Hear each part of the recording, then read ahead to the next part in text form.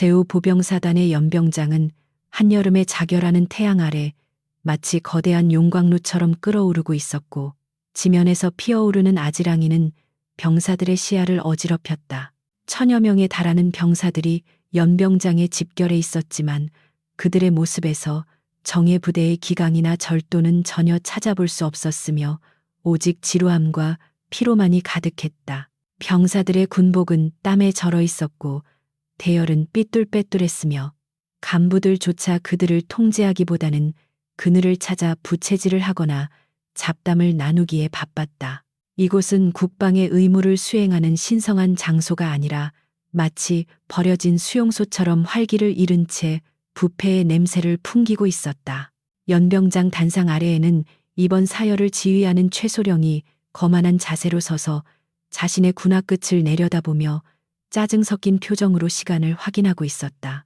최소령은 사단장의 최측근이자 이 부대 내에서 무소불위의 권력을 휘두르는 인물로 알려져 있었으며 그의 주변에는 언제나 그에게 아부하는 장교들이 맴돌고 있었다. 그는 규정보다 훨씬 길게 기른 머리카락을 대충 모자 안으로 밀어 넣은 채 껌을 씹으며 병사들을 향해 욕설 섞인 지시를 내뱉곤 했다. 오늘 예정된 상급 부대의 불시 검열 소식에도 그는 전혀 긴장하지 않았는데 그것은 이미 사단장이 모든 조치를 취해 두었다는 믿음 때문이었다. 최소령의 곁에는 그와 한통 속인 4명의 위관급 장교들이 서서 킬킬거리며 음담패설을 주고받고 있었고 그들의 태도는 군인이라기보다는 시정잡배에 가까웠다. 그들은 자신들의 타락이 군대의 기강을 얼마나 갉아먹고 있는지 전혀 인지하지 못한 채 권력의 달콤함에 취해 비틀거리고 있었다. 바로 그 순간 연병장 입구 쪽에서 흙먼지를 일으키며 낡은 군용 지프차 한 대가 멈춰섰고 그곳에서 한 여자가 천천히 걸어 들어오기 시작했다. 그녀는 계급장이 부착되지 않은 낡은 야전 상의를 입고 있었으며 머리는 단정하게 묶어 올렸지만 얼굴에는 먼지가 묻어 있어 마치 먼 길을 걸어온 여행자처럼 보였다. 그녀의 왜소한 체구는 거친 군인들 사이에서 이질적으로 느껴졌으나 그녀의 눈빛만은 맹수처럼 차갑고 날카롭게 빛나고 있었다. 그녀는 강지수였으며 대한민국 국군 역사상 가장 전설적인 특수부대인 707 특수임무단 출신의 여전사였지만 지금 그녀의 정체를 아는 사람은 아무도 없었다. 강지수는 연병장의 무질서한 광경을 눈에 담으며 천천히 그러나 거침없이 병사들의 대열을 향해 걸음을 옮겼다. 최소령은 멀리서 다가오는 강지수를 발견하고는 미간을 찌푸리며 씹던 껌을 바닥에 챈뱉어버린 후 옆에 있던 대위에게 턱짓으로 그녀를 가리켰다. 그는 그녀가 민간인 식자재 납품업자나 혹은 길을 잘못 든 하급 부사관 따위라고 짐작하며 자신의 영역을 침범한 불청객에게 본때를 보여주기로 마음먹었다. 최소령과 4명의 장교들은 낄낄거리며 강지수의 앞을 가로막기 위해 다가갔고 그들의 눈에는 여성을 향한 노골적인 무시와 조롱이 담겨 있었다. 1000명의 병사들이 숨을 죽이며 이 상황을 지켜보는 가운데 연병장에는 팽팽한 긴장감이 감돌기 시작했지만 그것은 폭풍전야의 고요함과도 같았다. 강지수는 자신을 향해 다가오는 5명의 사내들을 보며 걸음을 멈췄지만 그녀의 표정에는 어떠한 동요도 없었다. 최소령은 강지수의 코앞까지 다가와 거만한 표정으로 그녀를 위아래로 훑어보며 입가에 비릿한 미소를 지었다. 그는 굵은 목소리로 여기가 어디라고 감히 여자가 함부로 들어오느냐며 당장 무릎을 꿇고 사죄하지 않으면 헌병대에게 넘겨버리겠다고 위협했다.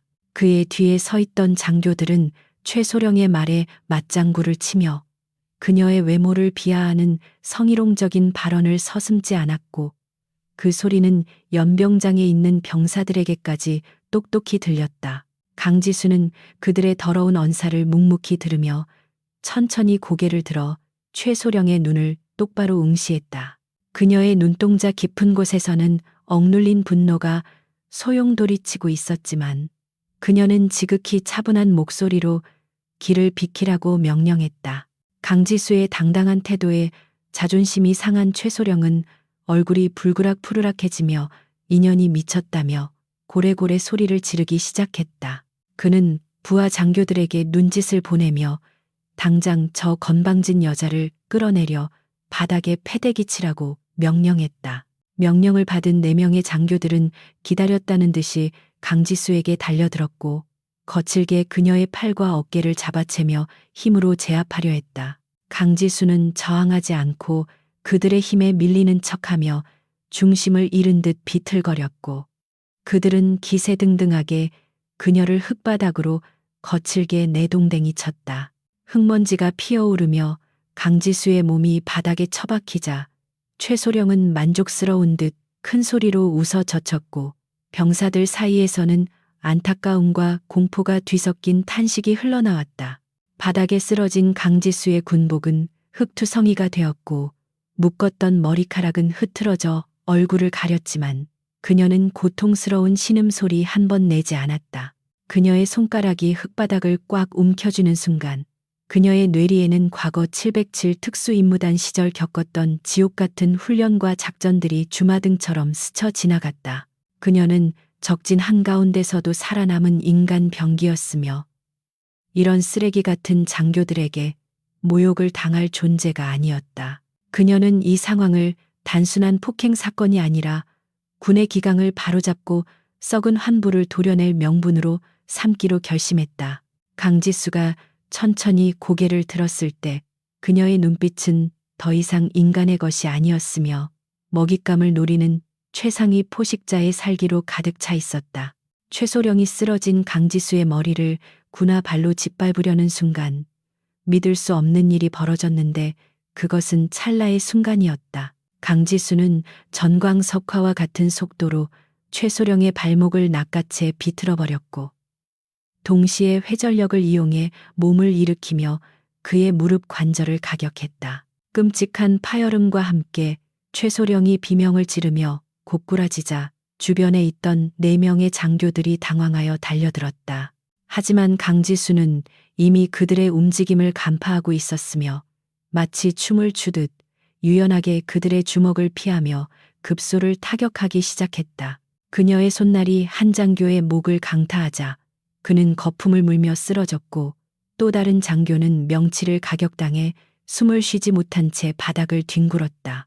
이 모든 상황이 벌어지는 데는 채 1분도 걸리지 않았으며 그것은 싸움이라기보다는 일방적인 학살에 가까웠다. 남은 2명의 장교가 공포에 질려 뒷걸음질 쳤지만 강지수는 그들에게 도망칠 기회조차 주지 않았다.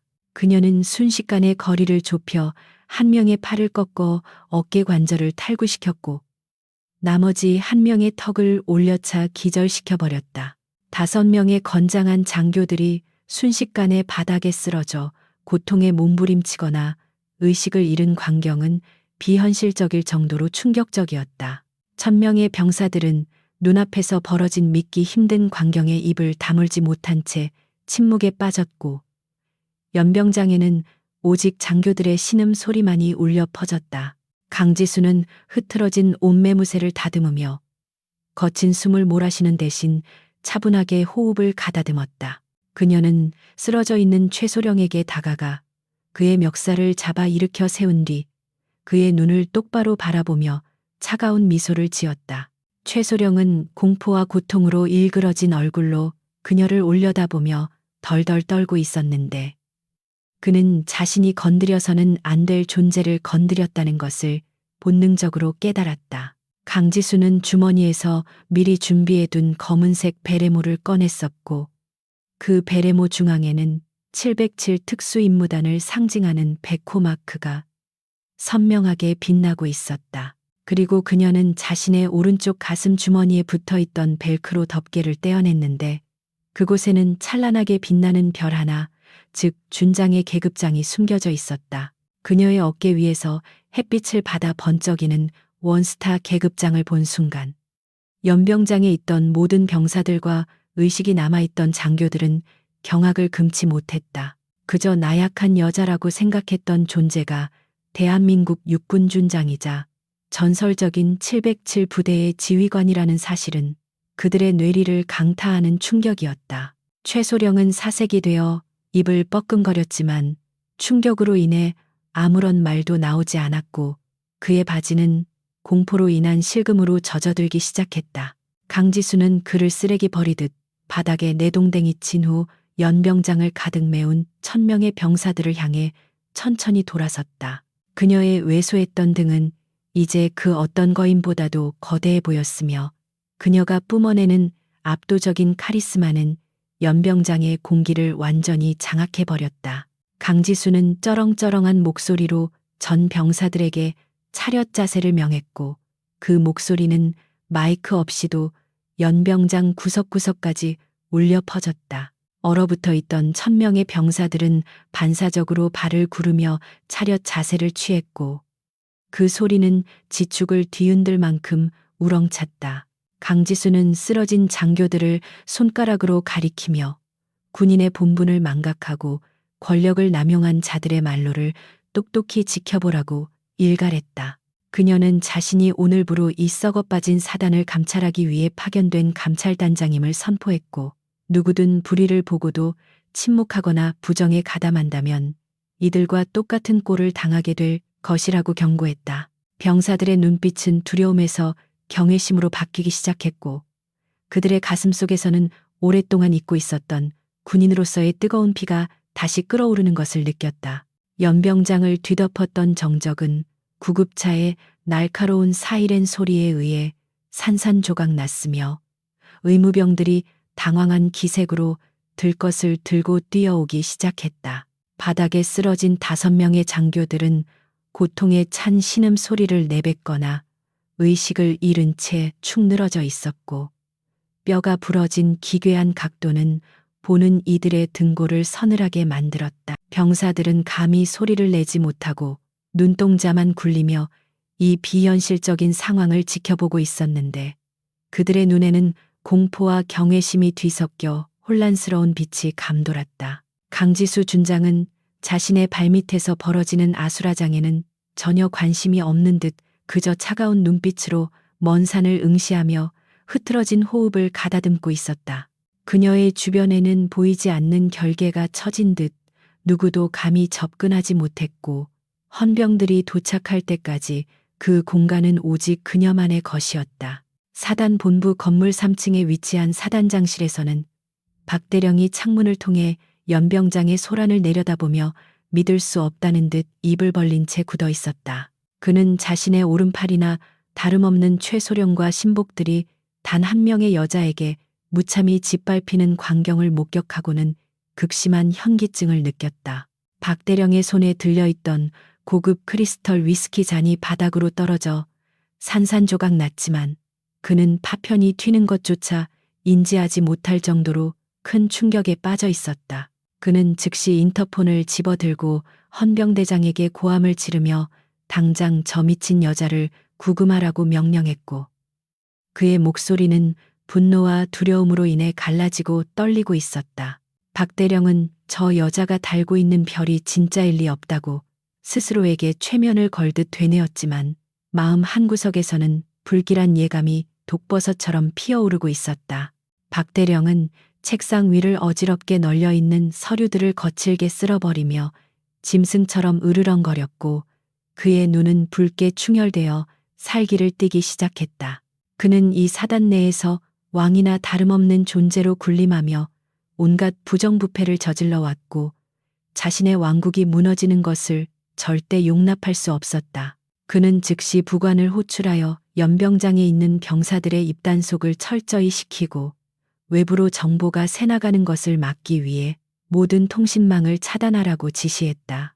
박대령의 머릿속은 빠르게 회전하며 강지수를 처리할 방법을 모색하고 있었는데 그는 그녀를 정신 이상자나 간첩으로 몰아세워 사회적으로 매장시킬 계획을 세우고 있었다. 그는 자신의 권력과 인맥을 동원하면 진실 따위는 얼마든지 덮을 수 있다고 믿었으며 그것이 그가 지금까지 살아남은 방식이었다. 연병장에 도착한 헌병들은 무장한 채 강지수를 포위했지만 그들의 총구는 미세하게 떨리고 있었고 누구도 선뜻 다가서지 못하고 주저했다. 강지수는 자신을 겨누고 있는 총구들을 보며 피식 웃음을 흘렸는데 그것은 상황에 대한 여유라기보다는 썩어빠진 군대에 대한 조소에 가까웠다. 그녀는 저항할 의사가 없음을 보여주기 위해 천천히 양손을 들어 올렸고 헌병대장이 떨리는 목소리로 체포 영장도 없이 긴급 체포를 고지했다. 강지수는 헌병대장의 눈을 똑바로 바라보며 자신이 순순히 따라가는 것은 너희들의 권위를 인정해서가 아니라 절차를 지켜보려는 것뿐이라고 나지막이 경고했다. 그녀의 압도적인 기세에 눌린 헌병들은 수갑을 채우는 것조차 잊어버린 채 그녀를 호위하듯 헌병대 건물로 안내할 수밖에 없었다. 강지수가 헌병들에게 둘러싸여 연병장을 빠져나가는 동안 1000명의 병사들은 마치 홍해가 갈라지듯 길을 터주며 그녀의 뒷모습을 경외 어린 눈으로 쫓았다. 병사들 사이에서는 이미 그녀가 전설적인 707 부대 출신이라는 소문이 퍼져나가고 있었고 그들의 가슴 속에는 묘한 기대감이 싹트고 있었다. 하지만 곳곳에 배치된 간부들이 병사들을 향해 고함을 지르며 해산시키려 애쓰고 있었고 분위기는 점점 더 흉흉해져만 갔다. 강지수는 등 뒤에서 느껴지는 수천 개의 시선을 의식하며 자신이 걷는 이 길이 단순한 구금 장소로 가는 길이 아니라 거대한 전쟁의 서막임을 직감했다. 그녀의 군화 소리는 규칙적이고 단호하게 울려 퍼졌으며 그 소리는 부패한 자들에게 보내는 장송곡과도 같았다. 헌병대 건물 지하에 위치한 유치장은 습하고 곰팡이 냄새가 진동하는 곳으로 평소에는 사고를 친 병사들을 가두거나 취조하는 용도로 쓰이던 곳이었다. 헌병들은 강지수를 가장 안쪽의 독방에 밀어넣고는 마치 괴물을 가두는 심정으로 철문을 이중으로 잠그고 서둘러 자리를 떴다. 철창 너머로 들어오는 희미한 빛만이 감방 안을 비추고 있었고 바닥에는 정체 모를 얼룩들이 지저분하게 남아 있어 이곳의 열악한 환경을 짐작게 했다. 강지수는 더러운 매트리스에는 눈길조차 주지 않고 차가운 시멘트 바닥 한가운데에 가부좌를 틀고 앉아 눈을 감았다. 그녀는 외부와의 단절을 두려워하기는커녕 오히려 이 고요함을 이용해 자신의 내면을 들여다보고 앞으로의 계획을 구체화하는 시간을 가졌다. 한편 박대령은 대회의실에 예하부대 지휘관들을 긴급 소집하여 그들에게 거짓 진술서를 작성하도록 강요하고 있었다. 그는 강지수가 신분을 위장하고 부대에 침입하여 이유 없이 장교들을 폭행했으며 심지어 무기를 탈취하려 했다는 말도 안 되는 시나리오를 만들어냈다. 지휘관들 중 일부는 양심의 가책을 느끼며 주저하는 기색을 보였지만 박대령은 그들의 약점을 하나하나 들추어내며 협박을 가했다. 박대령은 책상을 내리치며 만약 이번 일로 사단이 감사를 받게 되면 너희들 또한 무사하지 못할 것이라고 으름장을 놓았다. 결국 지휘관들은 하나둘씩 고개를 숙이며 박대령이 내민 거짓 진술서에 서명할 수밖에 없었고 그들의 영혼은 펜 끝에서 검게 타들어갔다. 박대령은 여기서 멈추지 않고 전산실장에게 명령하여 연병장을 비추고 있던 모든 CCTV 영상을 삭제하고 서버 기록까지 조작하도록 지시했다. 그는 디지털 증거를 인멸함으로써 강지수의 주장을 뒷받침할 객관적인 자료를 없애버리려 했고 이는 그가 얼마나 치밀하고 악랄한 인물인지 보여주었다. 하지만 전산실장은 명령을 수행하면서도 몰래 백업 파일을 별도의 드라이브에 저장해 두었는데 그것은 그가 가진 최소한의 양심이자 훗날을 위한 보험이었다. 박대령은 모든 증거가 사라졌다는 보고를 받고서야 비로소 안도의 한숨을 내쉬며 회심의 미소를 지을 수 있었다. 그는 자신이 완벽한 범죄를 저질렀다고 착각하고 있었지만 진실은 결코 그렇게 쉽게 묻히지 않는 법이었다. 유치장 복도에는 앳된 얼굴의 헌병 상병 하나가 보초를 서고 있었는데 그는 힐끔힐끔 강지수가 있는 독방 쪽을 쳐다보며 안절부절 못했다. 그는 오늘 연병장에서 벌어진 일을 직접 목격하지는 못했지만 동료들에게 전해 들은 이야기만으로도 강지수에 대한 두려움과 호기심을 동시에 느끼고 있었다. 강지수는 눈을 감은 채로도 상병의 불규칙한 호흡과 발소리를 통해 그의 심리 상태를 정확하게 파악하고 있었다. 그녀는 낮은 목소리로 물 한 잔을 달라고 요청했고 그 목소리는 위압적이면서도 거부할 수 없는 힘을 가지고 있었다. 상병은 깜짝 놀라 주변을 두리번거리다가 아무도 없음을 확인하고는 떨리는 손으로 종이컵에 물을 담아 철창 사이로 건넸다. 물을 건네받은 강지수는 상병에게 고맙다는 짧은 인사를 건네며 물을 마셨고 그 단순한 행동조차도 기품이 넘쳐 흘렀다. 그녀는 상병에게 넌지시 밖의 상황을 물어보았고 상병은 처음에는 망설였지만 이내 강지수의 진지한 태도에 이끌려 자신이 들은 소문들을 털어놓기 시작했다. 병사들 사이에서는 사단장이 사건을 은폐하려 한다는 소문이 파다하며 많은 병사들이 강지수를 응원하고 있다는 사실을 전해 들었다. 강지수는 미동도 하지 않고 이야기를 들었지만 그녀의 마음속에서는 병사들에 대한 안쓰러움과 부패한 지휘부에 대한 분노가 더욱 크게 타올랐다. 그녀는 이 어린 병사가 전해준 정보가 앞으로의 싸움에서 중요한 단서가 될 것임을 직감했다. 시간이 흘러 저녁 식사 시간이 되었지만 헌병대는 강지수에게 식사를 제공하지 않았는데 이는 박대령의 지시로 그녀를 굶겨서 기력을 빼놓으려는 속셈이었다. 하지만 강지수는 707 부대 시절 며칠씩 굶으며 작전을 수행한 경험이 수두룩했기에 고작 끼니를 거르는 것 정도는 아무런 타격도 주지 못했다. 그녀는 오히려 공복 상태가 정신을 맑게 해주고 감각을 예민하게 만들어준다는 사실을 잘 알고 있었기에 상황을 긍정적으로 받아들였다. 그녀는 어둠 속에서 천천히 스트레칭을 하며 굳어있던 근육을 풀었고 관절이 뚝뚝 소리를 낼 때마다 그녀의 몸은 전투 준비 태세로 전환되고 있었다. 그녀는 자신이 갇힌 이 좁은 감방이 곧 적들의 무덤이 될 수도 있음을 예고하듯 서늘한 기운을 내뿜었다.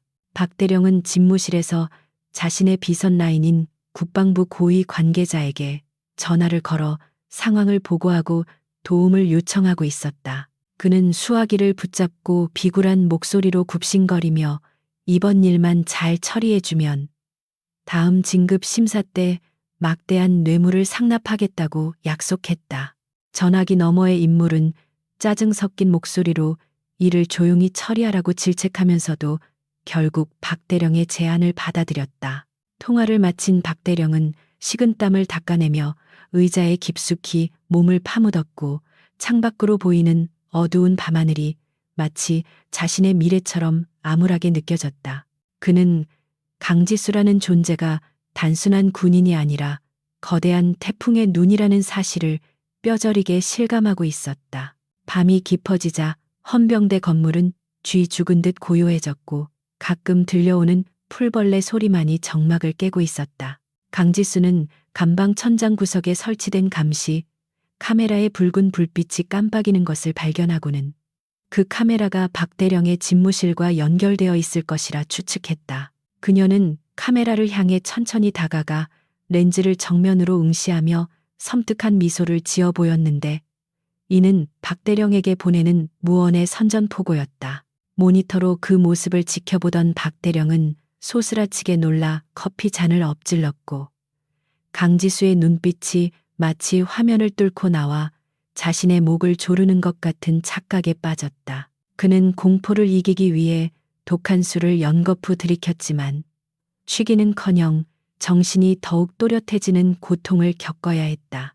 강지수는 다시 자리에 앉아 품속 깊은 곳에 숨겨두었던 소형 녹음기를 꺼내어 작동 여부를 확인했다. 그녀는 연병장에 들어설 때부터 이미 모든 상황을 녹음하고 있었으며 최소령과 장교들의 폭언과 폭행 소리가 고스란히 담겨 있었다. 이 작은 기계 하나가 박대령과 그의 일당을 파멸로 몰고 갈 결정적인 증거가 될 것이었지만 지금 당장은 이것을 공개할 타이밍이 아니라고 판단했다. 그녀는 적들이 방심하고 최후의 발악을 할 때 가장 극적인 순간에 카드를 꺼내 들어 그들을 완벽하게 무너뜨릴 계획이었다. 그녀는 녹음기를 다시 군화 밑창 속에 숨기고는 차가운 바닥에 누워 잠시 눈을 붙였다. 새벽 3시경 유치장 철문이 열리는 소리와 함께 검은 마스크를 쓴 건장한 사내 3명이 은밀하게 들어왔다. 그들은 박대령이 사주한 용역 깡패들로 헌병 복장을 위조해 입고 강지수를 몰래 린치하기 위해 잠입한 것이었다. 보초를 서던 상병은 이미 어디론가 사라지고 없었고 복도의 CCTV는 전원이 꺼져 있어 그들의 침입을 기록하지 못하고 있었다. 그들은 손에 곤봉과 전기 충격기를 들고 살금살금 강지수의 독방 앞으로 다가갔고 열쇠로 잠금 장치를 풀기 시작했다. 찰칵하는 소리와 함께 문이 열리자 그들은 비릿한 미소를 지으며 어둠 속으로 몸을 날렸지만 그곳에는 그들이 예상한 무기력한 여자는 없었다. 강지수는 그들이 들어오기 훨씬 전부터 발소리를 듣고 깨어 있었으며 문 옆에 사각지대에 몸을 숨기고 먹잇감을 기다리고 있었다. 선두에 섰던 사내가 방 안으로 발을 들이는 순간 강지수는 어둠 속에서 튀어나와 그의 명치를 정확하게 가격했다. 억소리도 내지 못하고 쓰러지는 사내를 밟고 도약한 강지수는 두 번째 사내의 손목을 꺾어 전기 충격기를 빼앗아 그의 목에 꽂아 넣었다. 푸른 스파크와 함께 두 번째 사내가 경련을 일으키며 쓰러지자 마지막 남은 사내는 공포에 질려 뒷걸음질 쳤지만 이미 늦은 뒤였다. 강지수는 맹수처럼 달려들어 그의 목을 팔로 감아 조르기 시작했고 사내는 몇 번 발버둥 치다가 이내 축 늘어졌다. 강지수는 쓰러진 3명의 사내들을 한 곳에 포개어 놓고 그들의 옷을 뒤져 박대령이 사주했다는 증거가 될 만한 휴대폰을 확보했다. 휴대폰 문자 메시지에는 처리하고 사진을 찍어 보내라는 박대령의 지시가 선명하게 남아 있었고 강지수는 입가에 차가운 미소를 머금었다. 이제 박대령은 단순히 부패한 군인을 넘어 살인 교사 혐의까지 추가될 것이며 더 이상 빠져나갈 구멍은 없었다. 그녀는 쓰러진 사내들을 묶어두고 유치장 문을 활짝 열어젖힌 채 밖으로 나갈 채비를 마쳤다. 그녀의 눈빛은 밤의 어둠보다 더 깊고 어두웠으며 이제 사냥의 시간이 시작되었음을 알리고 있었다. 새벽의 차가운 공기가 폐부 깊숙이 들어오자 강지수는 정신이 번쩍 드는 것을 느꼈고 전신의 감각이 예민하게 깨어났다. 그녀는 헌병대 건물을 빠져나가기 전 무기고 쪽을 잠시 바라보았지만 무기를 챙기지 않기로 결정했는데 이는 맨손으로도 충분히 그들을 제압할 수 있다는 자신감 때문이었다. 그녀는 그림자처럼 은밀하게 움직이며 건물을 빠져나왔고 사단 본부를 향해 천천히 걸음을 옮겼다. 멀리서 동이 트기 시작하며 여명이 밝아오고 있었지만 오사단의 하늘은 여전히 검은 먹구름으로 뒤덮여 있었다. 강지수의 복수와 정의 실현은 이제 막 시작되었고 그 끝에는 피바람이 불어닥칠 것이 분명했다. 헌병대 건물을 빠져나온 강지수는 어둠 속에 몸을 숨긴 채 마치 유령처럼 사단 본부 건물을 향해 이동하기 시작했다. 새벽의 차가운 공기는 그녀의 폐부 깊숙이 스며들어 정신을 맑게 했고 그녀의 모든 감각은 극도로 예민해져 주변의 아주 작은 소리까지 포착해냈다. 순찰을 도는 경계병들의 발소리가 규칙적으로 들려왔지만 그들의 움직임은 나태하기 짝이 없었고 서로 잡담을 나누느라 주위를 제대로 살피지 않고 있었다. 강지수는 그들의 시야 사각지대를 파고들며 건물 외벽의 배관을 타고 순식간에 2층 창문으로 기어올랐다. 그녀의 동작에는 한치의 망설임도 없었으며 그 모습은 중력을 거스르는 듯 가볍고 날렵해 보였다. 창문 틈으로 침투한 강지수는 복도의 감시 카메라 위치를 확인하고 사각지대를 따라 몸을 낮춰 이동했는데 그녀의 발소리는 전혀 들리지 않았다. 그녀의 목표는 박대령의 집무실이 아닌 그 옆에 위치한 비서실 안쪽에 비밀 금고가 있는 기록 보관실이었다. 정보에 따르면 박대령은 자신의 모든 비리 장부를 그곳에 보관하고 있었으며 그 방은 오직 그와 소수의 측근만이 출입할 수 있는 성역과도 같았다.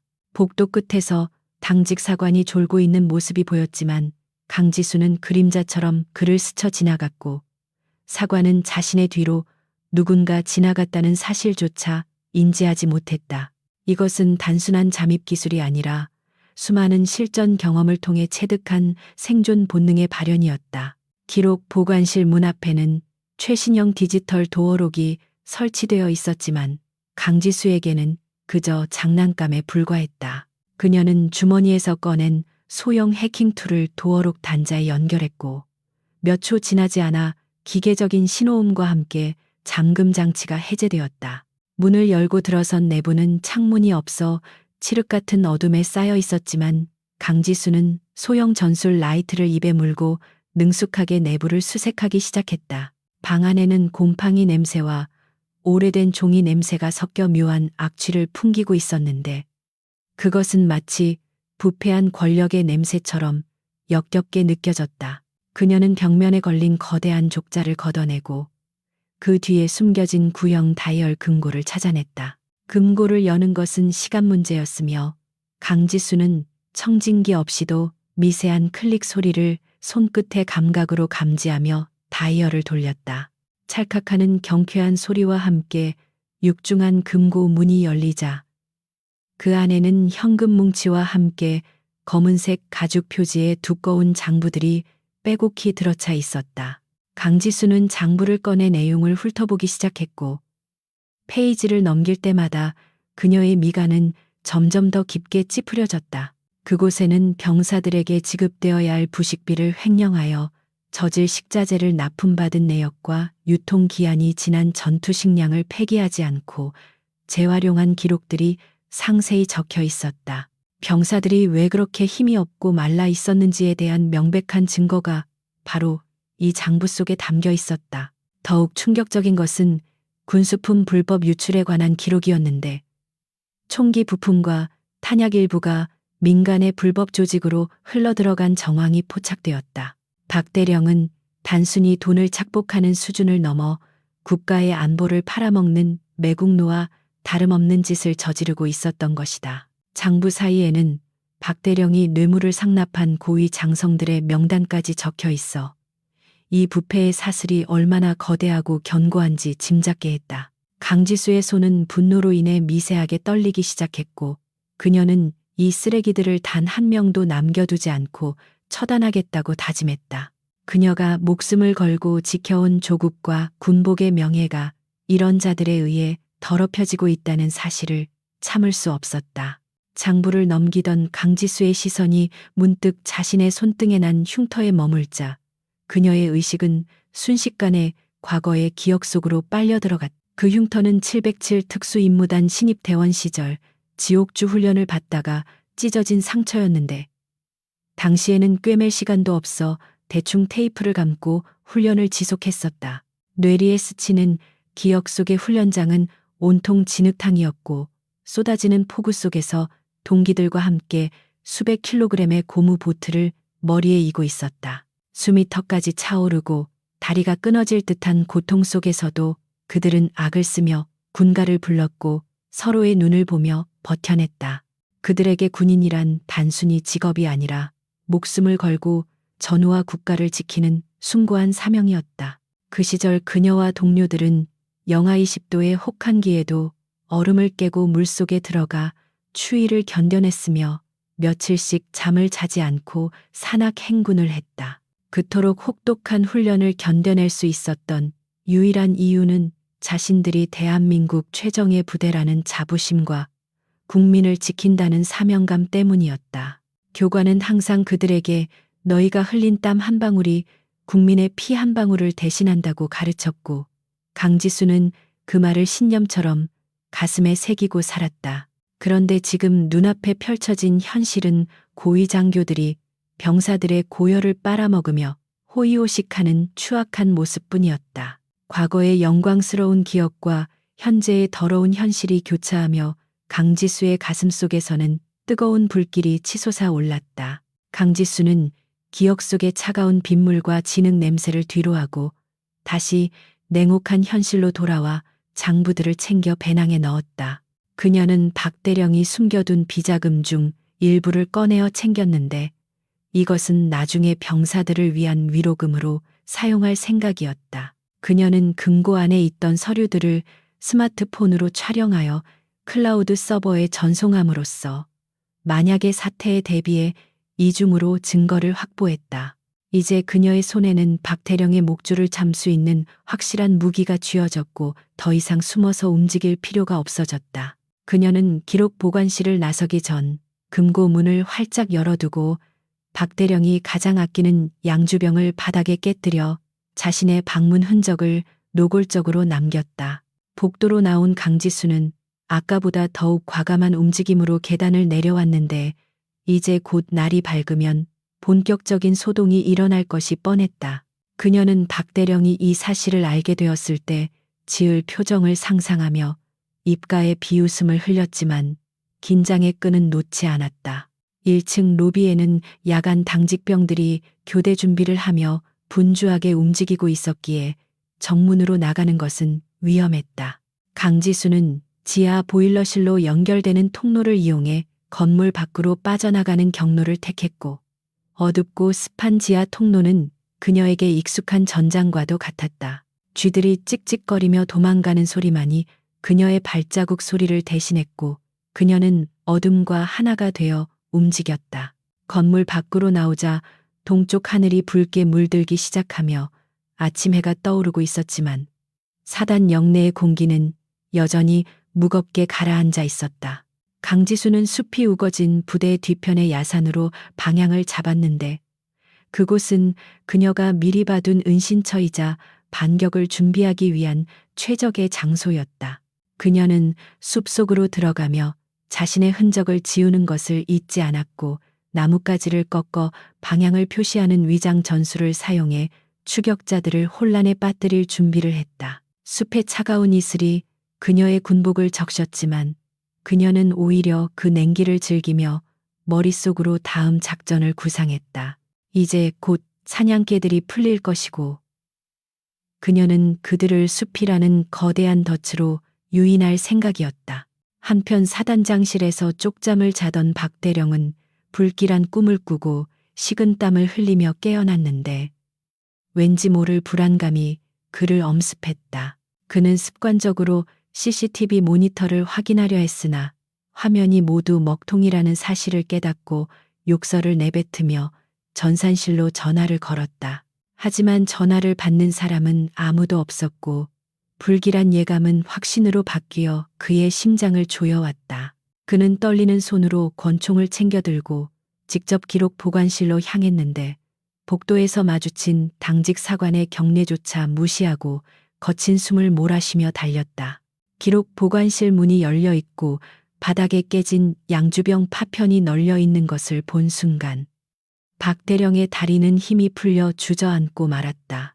텅 빈 금고를 바라보는 박대령의 눈동자는 지진이 난 듯 심하게 흔들렸고 그의 얼굴은 핏기가 사라져 백지장처럼 하얗게 변했다. 장부와 비자금이 사라졌다는 것은 곧 자신의 목숨줄이 끊어졌다는 것을 의미했으며 이제 그에게 남은 선택지는 많지 않았다. 그는 짐승 같은 비명을 지르며 닥치는 대로 집기들을 부수기 시작했고 그 소란에 놀란 부관들이 달려왔지만 아무도 그를 말리지 못했다. 박대령은 헐떡거리며 부관의 멱살을 잡고 당장 비상경계령을 선포하고 전 병력을 동원해 그 여자를 잡아오라고 고함을 질렀다. 그의 눈은 광기로 번들거리고 있었고 이제 그는 이성을 잃은 괴물이 되어 폭주하기 시작했다. 비상 사이렌 소리가 새벽의 고요를 찢으며 부대 전체에 울려 퍼지기 시작했고 잠들어 있던 병사들은 영문도 모른 채 연병장으로 뛰어나왔다. 박대령은 방송 장비를 통해 강지수가 무기고를 탈취하고 기밀 서류를 훔쳐 달아난 간첩이라고 거짓 방송을 내보냈다. 그는 병사들에게 강지수를 발견 즉시 사살해도 좋다는 발포 명령까지 내렸는데 이는 자신의 범죄를 덮기 위해 무고한 군인을 죽이려는 끔찍한 짓이었다. 하지만 병사들의 표정은 혼란스러움으로 가득 차 있었고 그들은 어제 연병장에서 보았던 강지수의 당당한 모습을 기억하며 명령에 의구심을 품기 시작했다. 그러나 상명하복이 절대적인 군대에서 그들은 명령을 거부할 수 없었고 무거운 발걸음으로 수색 작전에 투입되었다. 숲속에 몸을 숨긴 강지수는 멀리서 들려오는 사이렌 소리와 박대령의 방송을 들으며 차가운 미소를 지었다. 그녀는 박대령이 이렇게 나올 것을 이미 예상하고 있었으며 오히려 그가 병력을 숲으로 분산시키기를 기다리고 있었다. 그녀는 배낭에서 꺼낸 장비들을 점검하며 숲의 지형지물을 이용해 부비 트랩을 설치하기 시작했다. 그녀는 살상용 무기가 아닌 적을 무력화시키고 공포심을 심어줄 수 있는 비살상 덫을 주로 설치했는데 이는 병사들이 아닌 박대령의 친위대만을 노리기 위함이었다. 숲은 이제 그녀의 통제하에 있는 거대한 사냥터로 변모하고 있었고 그녀는 그 중심에서 사냥을 기다리는 포식자였다.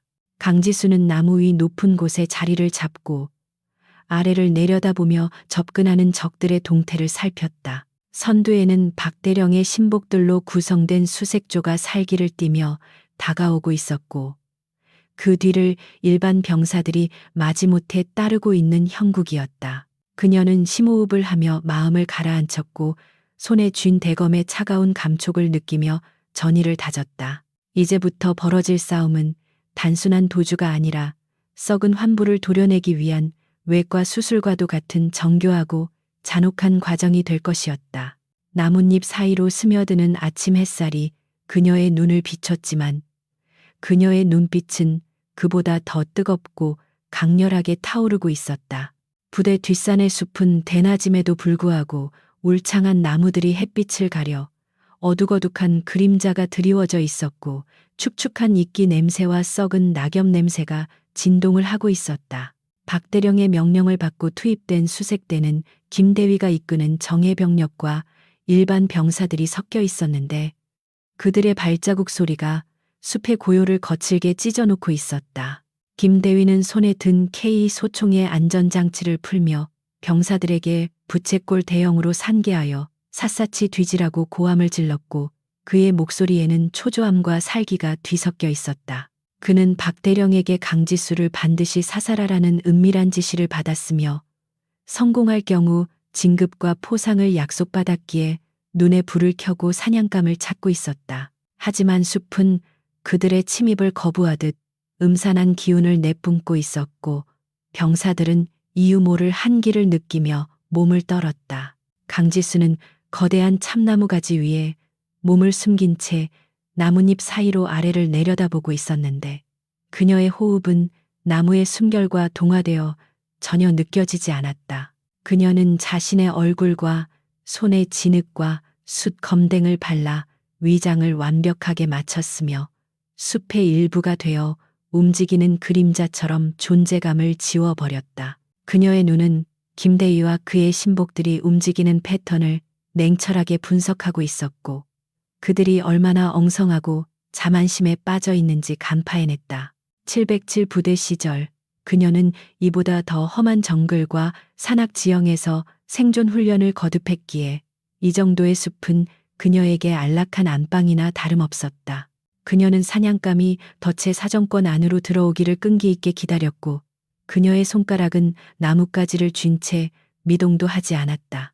김대위는 병사들이 쭈뼛거리며 제대로 수색하지 않자 욕설을 퍼부으며 공포 분위기를 조성했는데 그는 자신의 권위가 숲속에서는 통하지 않는다는 사실에 짜증이 나 있었다. 그는 옆에 있던 중사에게 담배를 달라고 소리쳤고 작전 중에 담배를 피우려는 그의 안일한 태도는 그가 얼마나 기본이 안 된 군인인지를 보여주었다. 바로 그 순간 어디선가 날카로운 파열음이 들리며 선두에 섰던 하사 한 명이 비명을 지르며 땅속으로 사라졌고 주변의 병사들은 혼비백산하여 뒷걸음질 쳤다. 강지수가 미리 파놓은 함정에 빠진 것이었는데 구덩이 안에는 뾰족한 대나무 창 대신 발목을 옥죄는 밧줄 덫이 설치되어 있었다.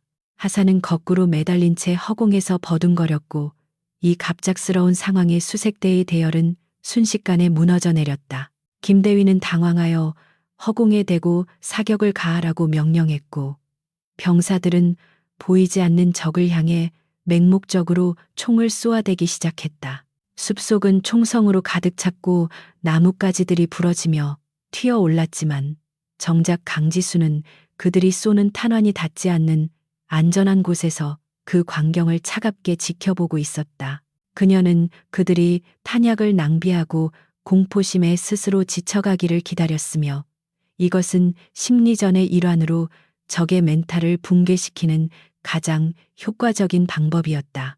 총성이 잦아들자 다시 무거운 정적이 찾아왔고 병사들은 거친 숨을 몰아쉬며 주위를 두리번거렸지만 보이는 것은 오직 흔들리는 나뭇가지와 짙은 어둠뿐이었다. 보이지 않는 공포는 전염병처럼 병사들 사이로 빠르게 퍼져나갔고 그들의 눈빛은 점점 더 흔들리고 있었다.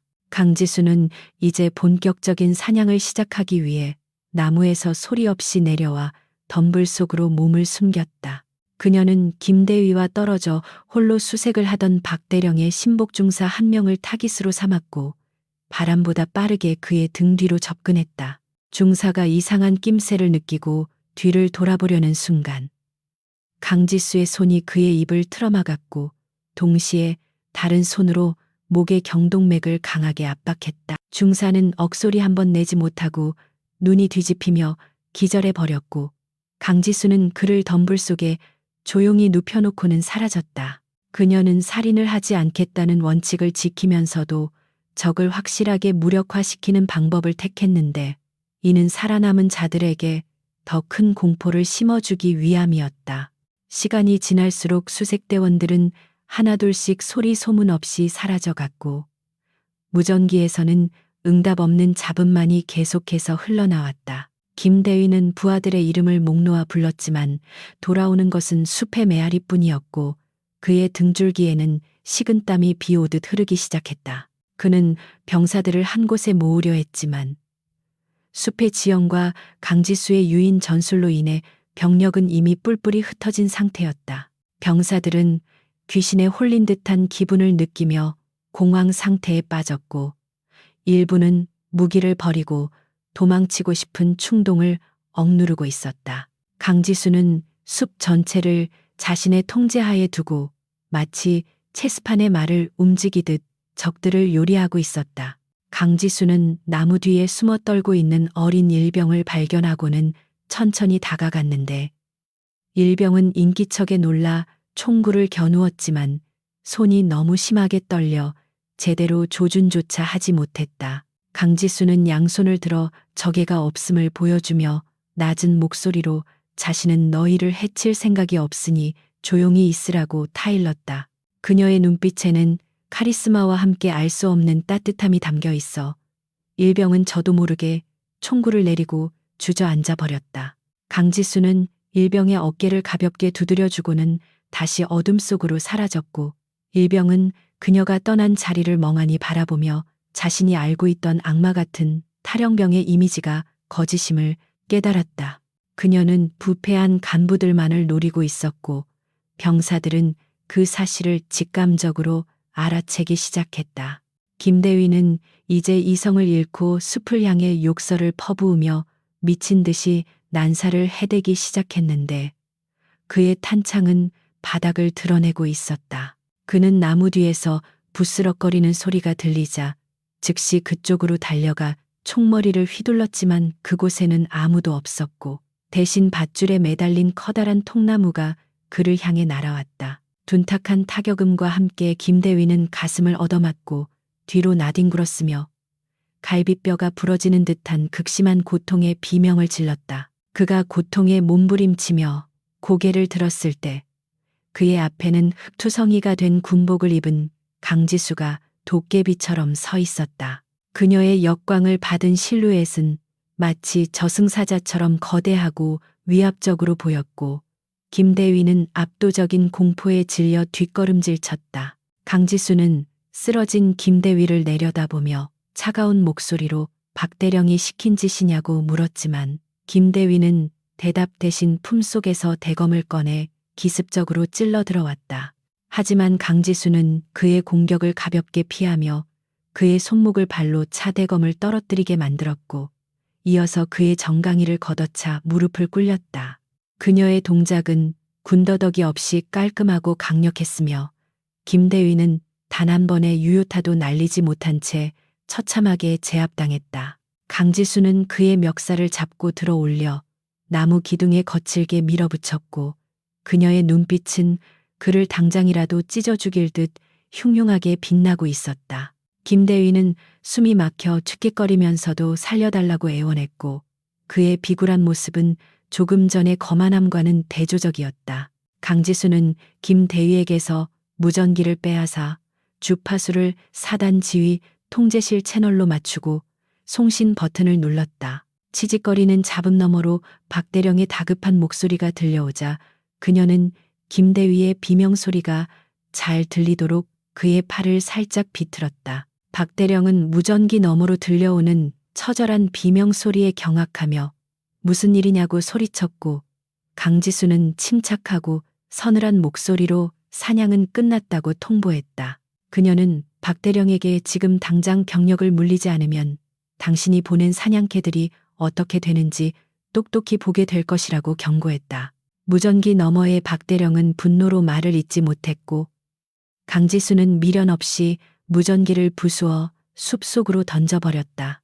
숲 곳곳에 흩어져 있던 병사들은 무전기에서 들려온 상황을 듣고 전투 의지를 완전히 상실하고 무기를 내리기 시작했다. 그들은 자신들의 지휘관들이 얼마나 무력하게 당했는지를 목격했으며 더 이상 강지수와 싸울 명분도 용기도 남아있지 않았다. 강지수는 쓰러진 김대위와 중사들을 밧줄로 굴비엮듯 묶어 일으켜 세웠고 그들은 패잔병처럼 고개를 숙인 채 그녀의 명령에 따를 수밖에 없었다. 강지수는 숲속에 숨어있던 병사들에게 나오라고 소리쳤고 병사들은 주저하며 하나둘씩 나무 뒤에서 모습을 드러냈다. 그녀는 병사들에게 너희들의 잘못이 아니니 부상당한 간부들을 부축해서 따라오라고 지시했고 병사들은 그녀의 압도적인 리더십에 저절로 복종하게 되었다. 강지수와 포로들 그리고 병사들의 행렬은 숲을 빠져나와 다시 연병장을 향해 이동하기 시작했는데 그 모습은 마치 개선장군과 포로들의 행진 같았다. 아침 햇살이 숲의 나무들 사이로 쏟아져 들어오며 그들의 앞길을 비추었지만 강지수의 표정은 여전히 차갑게 굳어 있었다. 그녀는 이번 전투에서 승리했지만 이것은 단지 서막에 불과하다는 것을 알고 있었고 진짜 싸움은 이제부터 시작될 것이었다. 그녀의 몸은 흙과 땀으로 범벅이 되어 있었지만 그녀의 눈빛만은 그 어느 때보다 맑고 투명하게 빛나고 있었다. 그녀는 자신이 옳다고 믿는 길을 가고 있었고 그 길 끝에 무엇이 기다리든 결코 물러서지 않을 것이었다. 숲을 빠져나오는 동안 강지수는 김대위에게 박대령의 또 다른 은신처나 숨겨진 병력이 있는지 신문했고 공포에 질린 김대위는 술술 정보를 털어놓았다. 박대령이 사단 내에 사조직을 운영하고 있으며 헌병대와 군수 참모까지 매수했다는 사실을 알게 된 강지수는 혀를 찼다. 썩은 뿌리가 생각보다 깊고 넓게 퍼져 있었지만 그녀는 오히려 그것을 기회로 삼아 이번에 확실하게 뿌리 뽑을 생각이었다. 그녀는 김대위의 증언을 스마트폰 녹음 기능으로 모두 기록해 두었고 이것은 나중에 법정에서 박대령을 퇴사할 결정적인 증거가 될 것이었다. 그녀는 철저하고 치밀하게 준비하며 적의 숨통을 조여가고 있었다. 부대 근처에 다다르자 경계를 서던 위병소 근무자들이 숲에서 걸어 나오는 기이한 행렬을 보고 깜짝 놀라 인터폰을 잡았다. 그들은 자신들의 상관인 김대위가 피투성이가 되어 포로처럼 끌려오는 모습을 보고 현실을 부정하고 싶었을 것이다. 강지수는 위병소 근무자들에게 문을 열라고 소리쳤고 그녀의 기세에 눌린 근무자들은 반사적으로 차단기를 올려버렸다. 그녀는 당당하게 정문을 통과하여 연병장으로 들어섰고 그곳에는 아침 점호를 위해 모여있던 병사들이 그녀를 기다리고 있었다. 천여 명의 병사들은 숲속에서 돌아온 전설적인 여전사와 처참하게 무너진 압제자들의 모습을 보며 웅성거리기 시작했다. 연병장에 도착한 강지수는 포로들을 단상 아래에 무릎 꿇리고 병사들을 향해 섰는데 그녀의 모습은 전날과는 또 다른 위험을 풍기고 있었다. 그녀는 밤새 벌어진 전투와 추격전으로 지쳐 있었지만 정신력 하나로 버티고 서서 병사들과 눈을 맞추었다. 병사들의 눈빛에는 이제 두려움보다는 호기심과 기대감이 가득 차 있었고 그들은 강지수가 무언가 변화를 가져올 것이라고 믿기 시작했다. 강지수는 깊은 숨을 들이쉬며 폐속에 차가운 공기를 채워 넣었고 이제 2,000명의 병사들을 자신의 편으로 만들어야 할 시간이 왔음을 직감했다. 그녀는 박대령과의 마지막 결전을 앞두고 가장 강력한 무기인 사람의 마음을 얻기 위해 입을 열 준비를 했다. 박대령은 사단장실 창문을 통해 이 모든 광경을 지켜보며 손을 부들부들 떨고 있었는데 그의 얼굴은 분노와 공포로 인해 기괴하게 일그러져 있었다. 그는 자신이 보낸 정예 병력이 단 한 명의 여자에게 괴멸당했다는 사실을 받아들일 수 없었으며 자신의 권위가 바닥에 떨어졌음을 실감했다. 그는 책상 서랍을 열어 장전된 권총을 꺼내 들었고 이제 남은 방법은 무력으로 모든 것을 끝내는 것뿐이라고 생각했다. 그는 아직 자신에게 충성을 맹세한 친위대와 중화기가 남아있다고 스스로를 위로하며 최후의 발악을 준비했다. 폭풍전야의 고요함이 다시 한번 부대를 감싸 안았고 다가올 충돌은 그 어느 때보다 격렬할 것이었다. 강지수는 하늘을 올려다보며 잠시 눈을 감았는데 구름 사이로 비치는 햇살이 그녀의 얼굴을 따뜻하게 감싸 안았다. 그녀는 문득 707 부대 시절 전우들과 함께했던 맹세를 떠올리며 자신이 왜 이 싸움을 하고 있는지 다시 한번 되새겼다.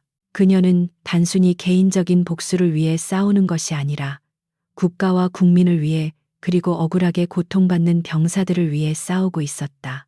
그 신념이 그녀를 다시 일으켜 세우는 원동력이 되었고 그녀는 결연한 표정으로 눈을 떴다.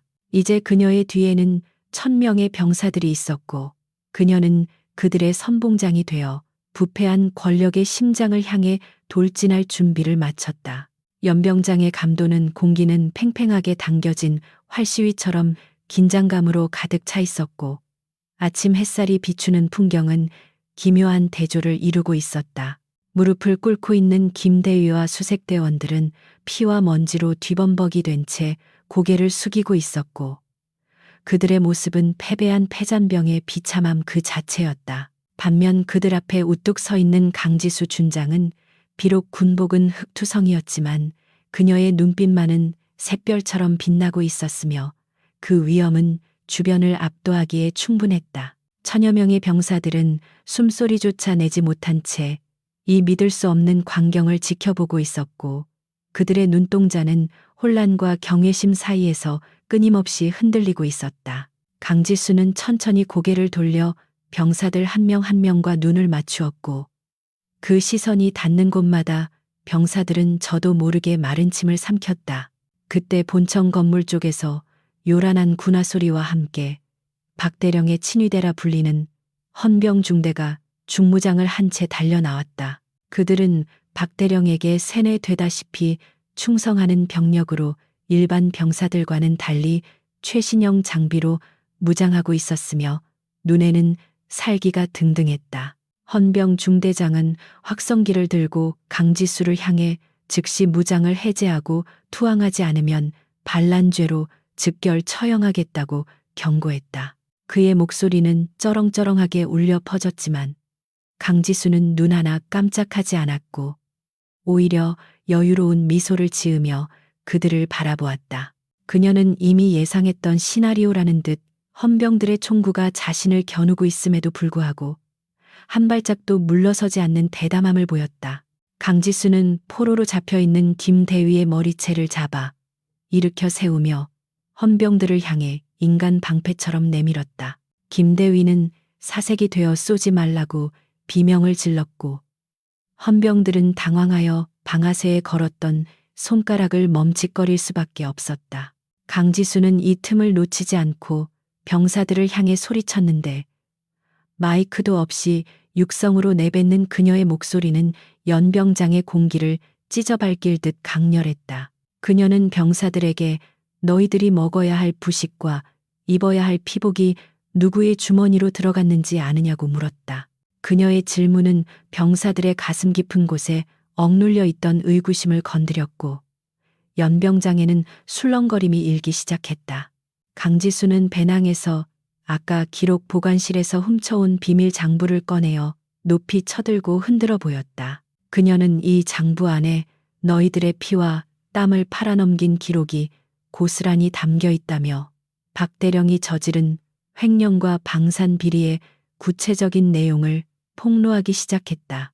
유통기한이 3년이나 지난 전투식량을 납품받고 그 차액을 착복한 사실과 겨울철 난방비를 빼돌려 자신의 유흥비로 탕진한 사실들이 낱낱이 밝혀졌다. 병사들의 표정은 점차 놀라움에서 분노로 바뀌어갔고 그들은 자신들이 겪었던 추위와 배고픔의 원인이 바로 저 지휘부 건물 안에 있다는 것을 깨닫게 되었다.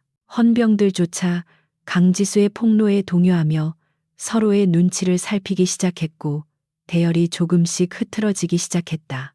본청 3층 창문에서 이 광경을 지켜보던 박대령은 분노가 극에 달해 얼굴이 붉게 충혈되었고 당장 발포하라고 고래고래 소리를 질렀다. 그는 자신의 비리가 만천하에 드러나는 것을 참을 수 없었으며 병사들이 동요하는 것을 막기 위해 무리한 명령을 남발했다. 하지만 헌병 중대장은 김대위가 인질로 잡혀 있는 상황에서 섣불리 발포 명령을 내릴 수 없어 망설이고 있었다. 박대령은 답답함을 참지 못하고 방송실 마이크를 잡고 강지수는 북한의 지령을 받은 간첩이며 거짓 선동으로 군을 분열시키려 한다고 방송했다. 그의 목소리는 스피커를 통해 날카로운 파열음과 함께 울려 퍼졌지만 그 목소리에는 다급함과 공포가 묻어 있어 설득력을 잃고 있었다. 강지수는 스피커에서 흘러나오는 박대령의 헛소리를 들으며 피식 웃음을 터뜨렸고 옆에 떨어져 있던 김대위의 소총을 집어들었다. 그녀는 망설임 없이 본청 건물 외벽에 설치된 대형 스피커를 향해 조준 사격을 가했고 단 한 발의 총성으로 스피커는 박살이 나며 시끄러운 소음이 멈췄다. 갑작스러운 총성에 모두가 깜짝 놀라 움츠러들었지만 강지수는 총을 내리며 차가운 목소리로 이제야 좀 조용해졌다고 읊조렸다. 그녀의 사격 솜씨는 백발백중이었고 그 행동은 박대령의 입을 물리적으로 닥치게 만든 상징적인 행위였다. 연병장에는 다시금 무거운 정적이 흘렀지만 이번에는 그 정적 속에 병사들의 뜨거운 분노가 용암처럼 끓어오르고 있었다.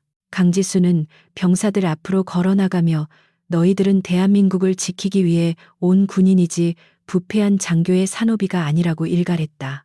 그녀는 자신의 어깨에 달린 별을 가리키며 나 또한 너희와 같은 군인이며 썩은 부위를 도려내고 군의 명예를 되찾기 위해 이곳에 왔다고 선언했다. 그녀의 진심 어린 호소는 병사들의 얼어붙은 마음을 녹였고 그들은 서로를 바라보며 무언의 결의를 다지기 시작했다.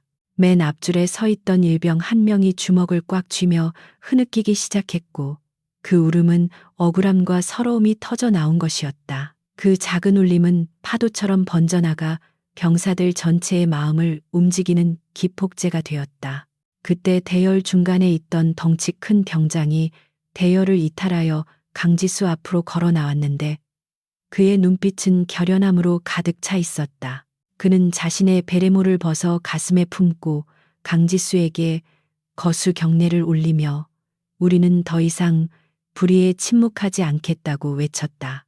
그의 용기 있는 행동에 다른 병사들도 하나둘씩 용기를 얻어 대열을 이탈해 강지수의 뒤로 모여들기 시작했다. 순식간에 수백 명의 병사들이 강지수를 중심으로 거대한 인간벽을 형성했고 그들은 헌병들을 향해 적의를 드러내며 대치했다. 이것은 단순한 항명이 아니라 정의를 위한 숭고한 반란이었으며 그들은 이제 박대령이 아닌 강지수의 병사가 되기를 선택한 것이었다. 헌병 중대장은 압도적인 병사들의 수와 기세에 눌려 식은땀을 흘리며 뒷걸음질 쳤고 그의 부하들도 전의를 상실하고 총구를 내리기 시작했다.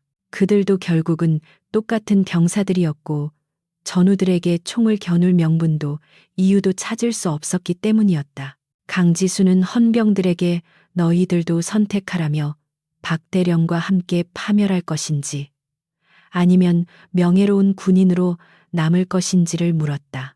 헌병들 사이에서 동요가 일어나더니 한 명이 총을 바닥에 내려놓았고 그 소리는 신호탄이 되어 다른 헌병들도 무기를 버리고 투항했다. 연병장은 이제 박대령을 제외한 모든 병력이 강지수의 지휘 아래 하나로 뭉치는 역사적인 순간을 맞이했다. 강지수는 투항한 헌병들을 받아들이며 그들에게 즉시 본청 건물을 포위하고 외부로의 도주로를 차단하라고 지시했다.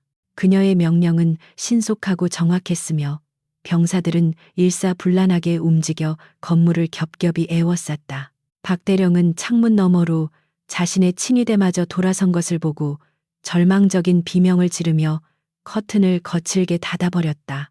이제 그는 고립무원의 처지가 되었고 거대한 사단본부는 그를 보호하는 성체가 아니라 그를 가두는 감옥으로 변해버렸다. 강지수는 병사들에게 부상자들을 의무대로 이송하고 경계 태세를 갖추라고 명령한 뒤 본청 건물을 향해 천천히 걸음을 옮겼다. 본청 건물 입구는 굳게 닫혀 있었고 안에서는 바리케이드를 치는 소리가 들려왔는데 박대령이 최후의 발악을 준비하고 있는 것이 분명했다. 강지수는 건물 앞에 멈춰서서 확성기를 통해 박대령에게 마지막 경고를 보냈지만 돌아오는 것은 침묵뿐이었다. 그녀는 더 이상의 설득은 무의미하다고 판단하고 강제 진입 작전을 구상하기 시작했다. 그녀는 공병대 출신 병사들을 불러 건물의 도면을 확인하고 가장 효율적인 진입 경로를 파악했다. 그녀의 지휘 능력은 타의 추종을 불허했고 병사들은 그녀의 손짓 하나하나에 절대적인 신뢰를 보내며 따랐다. 강지수는 각 중대별로 임무를 부여하여 건물의 사방을 동시에 압박하도록 했고 저격수들을 배치하여 박대령이 창문으로 도주할 가능성을 차단했다. 그녀는 자신이 직접 타격대를 이끌고 정면 돌파를 감행하기로 결정했는데 이는 대장으로서 솔선수범하는 모습을 보여주기 위함이었다. 병사들은 위험한 임무를 자처하는 그녀를 걱정했지만 강지수는 단호한 표정으로 고개를 저으며 자신을 믿으라고 말했다. 그녀는 방탄조끼를 착용하고 헬멧을 쓴 뒤 권총과 단검을 챙기며 전투 준비를 마쳤다. 그녀의 모습은 전장의 여신 아테나처럼 위엄있고 아름다웠으며 병사들은 그녀를 보며 승리를 확신했다. 본청 건물 3층에서는 박대령이 금고에 있던 현금 다발을 가방에 쑤셔 넣으며 탈출을 모의하고 있었지만 손이 너무 떨려 제대로 잡지 못하고 있었다. 그는 비밀 통로를 이용해 빠져나갈 생각이었지만 이미 강지수가 그 루트까지 파악하고 병력을 배치했다는 사실은 꿈에도 모르고 있었다. 그의 곁에는 아직 충성을 맹세한 소수의 장교들이 남아 있었지만 그들의 눈빛 또한 불안으로 가득 차 있었고 언제 배신할지 모르는 상황이었다. 박대령은 술을 벌컥벌컥 들이키며 공포를 잊으려 애썼지만 강지수의 차가운 눈빛이 환영처럼 떠올라 그를 괴롭혔다. 그는 자신이 쌓아 올린 모래성이 파도에 휩쓸려 무너져 내리는 것을 속수무책으로 지켜봐야만 했다. 강지수는 진입 신호를 기다리며 호흡을 가다듬었고 그녀의 곁에는 가장 용감하고 날쌘 병사들이 대기하고 있었다. 그녀는 병사들에게 우리는 살인을 하러 가는 것이 아니라 범죄자를 체포하러 가는 것이라며 불필요한 사격을 자제하라고 당부했다. 그녀의 원칙은 확고했고 병사들은 그녀의 뜻을 받들어 침착함을 유지하려 노력했다. 마침내 공격 개시 시간이 다가왔고 강지수의 수신호와 함께 병사들은 섬광탄을 터뜨리며 건물 로비로 진입했다. 눈을 멀게 하는 강렬한 빛과 굉음이 터지며 박대령의 마지막 요새가 함락되기 시작했다. 건물 내부는 순식간에 아수라장이 되었고 연기 속에서 저항하려는 장교들과 진압하려는 병사들 사이에 격투가 벌어졌다. 하지만 사기가 떨어진 장교들은 기세가 오른 병사들의 상대가 되지 못했고 하나둘씩 제압당해 바닥에 뒹굴었다. 강지수는 혼란스러운 틈을 타 계단을 뛰어올라 3층 사단장실을 향해 질주했는데 그녀의 목표는 오직 박대령 한 사람이었다.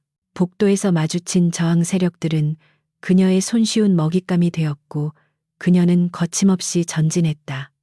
그녀의 움직임은 빠르고 정확했으며 그 어떤 장애물도 그녀를 막을 수 없었다.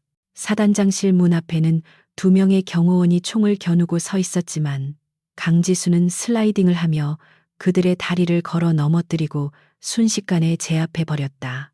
그녀는 문을 발로 차 부수고 안으로 들어갔지만 방 안은 텅 비어 있었고 열린 창문으로 커튼이 펄럭이고 있었다. 강지수는 창가로 달려가 아래를 내려다보았지만 박대령의 모습은 보이지 않았고 대신 책상 뒤에 숨겨진 비밀문이 열려 있는 것을 발견했다. 박대령은 쥐새끼처럼 비밀 통로로 도망친 것이었고 강지수는 차가운 미소를 지으며 그 뒤를 쫓기 시작했다. 사냥은 아직 끝나지 않았고 최후의 결전은 더 깊은 어둠 속에서 이루어질 운명이었다. 비밀 통로는 건물 지하 벙커로 연결되어 있었고 그곳은 박대령이 만약의 사태를 대비해 만들어 놓은 요새였다. 통로는 좁고 어두웠으며 습한 냄새가 진동했지만 강지수는 망설임 없이 어둠 속으로 몸을 던졌다. 그녀는 박대령이 그곳에 무기를 숨겨두었을 것이라 짐작하고 더욱 경계심을 높였다. 멀리서 박대령의 거친 숨소리와 발소리가 들려왔고 강지수는 소리 없이 거리를 좁혀갔다. 이제 두 사람 사이에는 아무런 방해물도 없었고 오직 죽느냐 사느냐의 처절한 싸움만이 남아 있었다. 지하 벙커의 철문 앞에 도착한 강지수는 문이 안에서 잠겨 있다는 것을 확인하고 잠시 생각에 잠겼다. 그녀는 억지로 문을 여는 대신 벙커의 환기구를 통해 최루가스를 투입하기로 결정했다. 그녀는 허리춤에 차고 있던 가스탄을 꺼내 안전핀을 뽑고 환기구 안으로 던져 넣었다. 벙커 안에서 콜록거리는 기침 소리와 욕설이 들려오자 강지수는 문 옆에 서서 박대령이 뛰쳐나오기를 기다렸다. 도관에 든 쥐가 된 박대령은 더 이상 도망칠 곳이 없었고 이제 그가 선택할 수 있는 것은 항복하거나 비참하게 죽는 것뿐이었다. 지하 벙커의 두꺼운 강철문은 최루가스에도 불구하고 굳게 닫혀 있었고 안에서는 간헐적으로 들려오던 기침 소리마저 뚝 끊겨버려 불길한 정적만이 감돌고 있었다. 강지수는 문에 귀를 대고 내부의 동태를 살폈지만 미세한 기계 돌아가는 소리 외에는 아무런 인기척도 느껴지지 않아 긴장감이 고조되었다. 박대령은 이미 이런 상황을 대비해 벙커 내부에 별도의 공기 정화 시스템과 방독면을 구비해 두었음이 분명했고 가스 공격은 그에게 큰 타격을 주지 못한 것 같았다. 그녀는 입술을 깨물며 다음 작전을 구상했는데 시간이 지체될수록 박대령이 벙커 내부의 통신 장비를 이용해 외부 세력과 접촉할 가능성이 높아지기 때문이었다. 그녀는 더 이상 기다릴 수 없다고 판단하고 벙커 문을 강제로 개방하기 위한 폭파 작업을 준비하기 시작했다. 강지수는 배낭에서 시사 플라스틱 폭약을 꺼내어 문의 경첩 부위와 잠금 장치 주변에 정교하게 부착했고 뇌관을 연결하는 손놀림은 외과 의사의 수술처럼 섬세했다. 그녀는 폭발음이 벙커 내부의 구조물에 영향을 주어 무너져 내리지 않도록 폭약의 양을 최소한으로 조절하며 폭발력을 집중시키는 방향을 계산했다. 그녀는 벙커 입구에서 안전거리만큼 물러나 기폭 장치의 스위치를 손에 쥐었고 카운트다운을 시작하며 호흡을 멈췄다. 굉음과 함께 화염이 치솟았고 육중한 강철 문이 찌그러지며 안쪽으로 튕겨져 나가는 모습은 마치 거인이 문을 걷어찬 듯한 광경이었다. 자욱한 연기와 먼지가 거치기도 전에 강지수는 권총을 앞세우고 벙커 내부로 신속하게 진입했다. 벙커 내부는 비상전력이 가동되어 붉은색 경광등만이 빙글빙글 돌아가고 있었고 사이렌 소리가 요란하게 울려 퍼져 정신을 산란하게 만들었다. 강지수는 연기 속에서 희미하게 보이는 실루엣을 향해 총구를 겨누었지만 그곳에는 박대령 대신 겁에 질린 통신병 2명이 인간 방패처럼 묶여 있었다. 박대령은 비열하게도 자신의 부하들을 인질로 삼아 강지수의 진입을 저지하려 했고 병사들의 몸에는 수류탄이 테이프로 칭칭 감겨 있었다. 강지수는 즉시 사격을 멈추고 엄폐물 뒤로 몸을 숨겼지만 박대령의 광기 어린 웃음소리가 스피커를 통해 벙커 전체에 울려 퍼졌다. 그는 강지수에게 한 발짝이라도 더 다가오면 병사들과 함께 자폭해버리겠다고 협박하며 자신의 목숨을 담보로 도박을 걸고 있었다. 강지수는 엄폐물 뒤에서 상황을 냉정하게 분석했는데 박대령은 벙커 안쪽의 지휘 통제실 유리에 숨어서 이쪽을 감시하고 있는 것이 확실했다. 인질로 잡힌 병사들은 눈물과 콧물로 범벅이 된 채 살려달라고 애원하는 눈빛을 보냈고 그들의 안전피는 언제 뽑힐지 모르는 위태로운 상황이었다. 강지수는 박대령에게 진정하고 대화로 해결하자고 소리쳤지만 그것은 시간을 벌기 위한 기만 전술에 불과했다. 그녀는 등 뒤의 배낭에서 소형 전자기 펄스 발생기를 꺼내어 작동시켰는데 이것은 반경 50m 내의 모든 전자기기를 일시적으로 마비시키는 장비였다. 윙하는 고주파 소음과 함께 벙커 내의 조명과 스피커, 그리고 박대령이 의지하고 있던 전자식 기폭 장치가 동시에 작동을 멈췄다.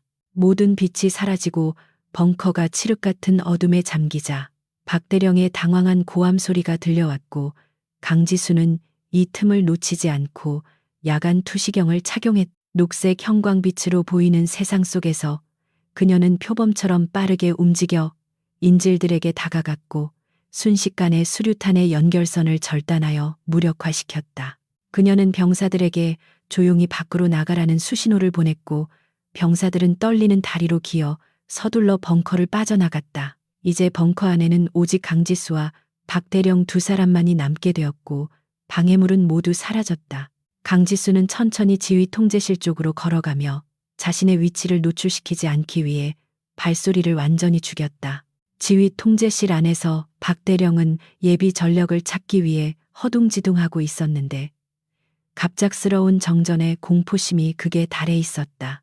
그는 어둠 속에서 소총을 난사하며 아무 곳에나 총알을 쏟아부었고 총구에서 뿜어져 나오는 불꽃만이 짧은 순간 번쩍이며 그의 일그러진 얼굴을 비췄다.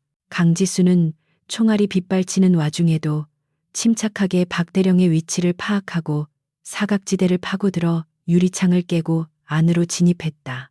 유리 파편이 바닥에 쏟아지는 소리에 놀란 박대령이 총구를 돌렸지만 강지수는 이미 그의 코앞까지 다가와 있었다. 그녀는 단 한 번의 발차기로 박대령의 소총을 쳐서 날려버렸고 2사람은 이제 맨주먹으로 맞붙게 되었다. 무기를 잃은 박대령은 허리춤에서 정글도를 꺼내 휘두르며 짐승처럼 달려들었는데 그 또한 과거 특수부대 출신답게 위협적인 전투력을 가지고 있었다.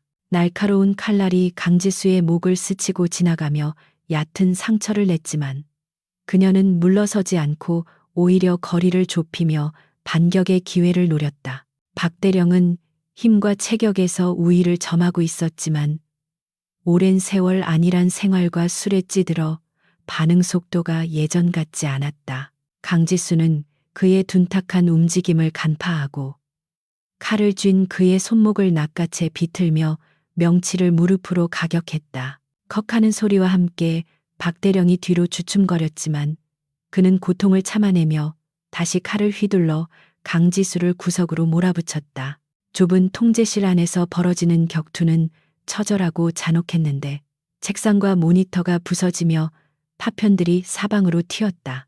박대령은 잡히는 물건을 닥치는 대로 집어던지며 강지수의 접근을 막으려 했고 그의 눈은 살기로 번들거리며 이성을 완전히 상실한 상태였다.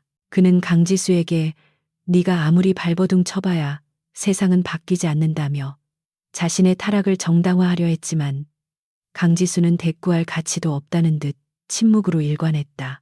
그녀는 박대령의 휘두르는 칼날을 아슬아슬하게 피하며 그의 체력을 소모시키는 전략을 썼고 박대령의 거친 숨소리는 점점 더 커져만 갔다.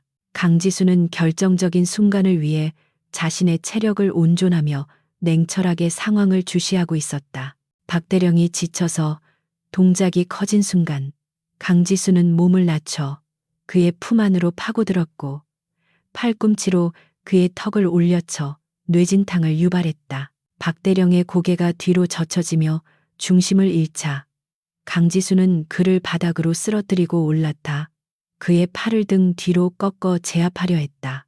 하지만 박대령은 마지막 힘을 짜내어 거세게 저항했고 강지수의 머리채를 잡고 바닥에 다리며 벗어나려 발버둥 쳤다. 강지수는 머리에 가해지는 충격에 잠시 시야가 흐려졌지만 이를 악물고 버티며 박대령의 목을 팔로 감아 조르기 기술인 초크 슬리퍼를 시도했다. 두 사람의 엉킨 몸은 바닥을 뒹굴며 흙먼지를 일으켰고 벙커 안은 거친 호흡과 살길이 부딪히는 둔탁한 소리로 가득 찼다. 강지수의 강력한 조르기에 박대령의 얼굴은 보라색으로 변해가며 핏줄이 터질 듯 부풀어 올랐지만 그는 끝까지 항복하지 않고 강지수의 팔을 물어뜯으며 저항했다. 강지수는 살점이 뜯겨나가는 고통 속에서도 팔에 힘을 풀지 않았고 오히려 더욱 강하게 조이며 박대령의 의식을 끊어놓으려 했다. 그녀의 눈빛은 흔들림 없이 박대령의 흐려지는 눈동자를 응시하며 네가 저지른 죗값을 치러야 한다고 마음속으로 외쳤다. 마침내 박대령의 저항이 멈추고 그의 팔이 힘없이 바닥으로 떨어지자 강지수는 잠시 숨을 고르며 그의 상태를 확인했다. 그는 기절한 상태였지만 강지수는 방심하지 않고 준비해둔 케이블 타이를 꺼내어 그의 손과 발을 결박했다. 그러나 박대령은 완전히 의식을 잃은 것이 아니었고 죽은 척 연기를 하다가 강지수가 결박을 하려는 순간 숨겨두었던 소형 칼을 꺼내 그녀의 허벅지를 찔렀다. 강지수는 예기치 못한 공격에 짧은 신음소리를 내며 뒤로 물러났고 박대령은 비틀거리는 몸을 일으켜 세우며 광기 어린 웃음을 터뜨렸다. 그는 피 흘리는 강지수를 보며 승리를 확신한 듯 다가왔지만 그것이 그의 가장 큰 실수였다. 강지수는 고통을 분노로 승화시키며 바닥을 박차고 일어나 공중에서 몸을 회전하며 박대령의 안면을 발 뒤꿈치로 내려찍었다. 끔찍한 타격음과 함께 박대령의 코뼈가 주저앉았고 그는 이번에야말로 완전히 나가떨어져 바닥에 처박혔다. 강지수는 쓰러진 박대령 위에 올라타 그의 멱살을 잡고 주먹을 들어 올렸지만 마지막 순간에 멈추었다. 그녀의 주먹은 분노로 부들부들 떨리고 있었고 당장이라도 그의 얼굴을 묵사발로 만들고 싶은 충동이 일었지만 그녀는 자신을 통제했다. 그녀는 사적 제재가 아닌 법의 심판을 받게 하는 것이 진정한 승리임을 알고 있었기에 피 묻은 주먹을 천천히 내렸다. 대신 그녀는 박대령의 멀쩡한 오른쪽 팔을 잡고 관절기 기술을 걸어 뼈가 어긋나는 소리가 날 때까지 비틀어 버렸다. 박대령은 의식이 돌아올 정도로 끔찍한 비명을 질렀지만 강지수는 표정 하나 변하지 않고 그의 전투 의지를 영구히 박탈해 버렸다. 강지수는 고통에 몸부림치는 박대령을 개처럼 질질 끌고 지휘 통제실을 빠져나왔는데 그녀의 한쪽 다리는 부상으로 인해 피가 흐르고 있었다. 하지만 그녀의 발걸음은 그 어느 때보다 당당했고 벙커의 어둠 속에서도 그녀의 존재감은 빛을 발하고 있었다. 그녀는 인질로 잡혀있던 병사들이 무사히 탈출했는지를 걱정하며 출구 쪽으로 향했고 그 길은 마치 지옥에서 귀환하는 영웅의 길과 같았다. 박대령은 바닥에 끌려가며 짐승 같은 신음소리를 냈지만 더 이상 반항할 힘도 의지도 남아있지 않았다. 그는 자신이 무시했던 여군 장교에게 처참하게 짓밟힌 패배자가 되어 세상 밖으로 끌려 나오고 있었다. 벙커 밖으로 나오자 눈부신 햇살이 강지수의 얼굴을 비추었고 수천 명의 병사들이 숨죽여 벙커 입구를 지켜보다가 그녀의 모습을 보고 환호성을 질렀다. 피투성이가 된 강지수가 부패의 원흉인 박대령을 끌고 나오는 모습은 병사들에게 잊을 수 없는 충격과 감동을 선사했다. 헌병들은 즉시 달려와 박대령을 인수받아 수갑을 채웠고 군의관들이 강지수에게 달려와 응급처치를 시도하려 했다. 하지만 강지수는 손을 들어 그들을 제지하고 비틀거리는 몸을 똑바로 세우며 병사들을 향해 섰다. 그녀는 자신이 흘린 피가 헛되지 않았음을 증명하듯 승리의 눈빛으로 병사들을 둘러보았다. 연병장에 모인 병사들은 누가 먼저랄 것도 없이 강지수를 향해 거수경례를 올렸고 그들의 눈시울은 붉어져 있었다. 그들은 진정한 지휘관이 무엇인지 그리고 군인의 명예가 무엇인지를 눈앞에서 목격했으며 가슴속에서 뜨거운 것이 솟구쳐 오르는 것을 느꼈다. 강지수는 그들의 경례를 받으며 희미한 미소를 지었고 그녀의 어깨에 달린 별은 햇빛을 받아 더욱 찬란하게 빛났다. 그녀는 비록 몸은 만신창이가 되었지만 정신만은 그 어느 때보다 맑고 강인했으며 자신이 해야 할 일을 완수했다는 성취감을 느꼈다. 사단 본부 건물 위로 펄럭이는 태극기는 오늘따라 더욱 힘차게 휘날리고 있었다.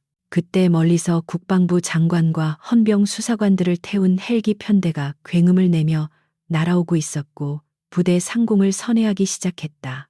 박대령의 비리가 상부에까지 보고되어 대규모 수사단이 파견된 것이었고 이제 법적인 심판만이 그를 기다리고 있었다. 강지수는 하늘을 올려다보며 깊은 숨을 내쉬었고 긴장이 풀리며 찾아오는 극심한 피로를 느꼈다. 하지만 그녀는 쓰러지지 않고 끝까지 두 다리로 버티고 서서 다가오는 헬기를 응시했다.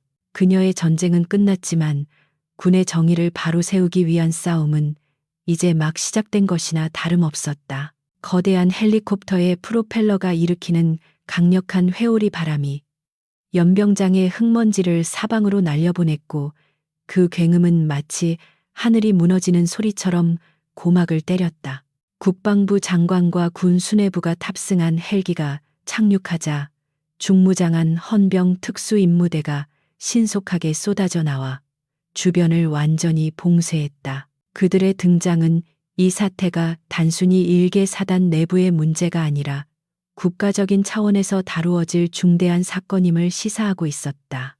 헬기의 문이 열리고 정복을 입은 국방부 장관이 굳은 표정으로 내렸는데 그의 시선은 가장 먼저 피투성이가 된 채 우뚝 서 있는 강지수 준장에게 고정되었다.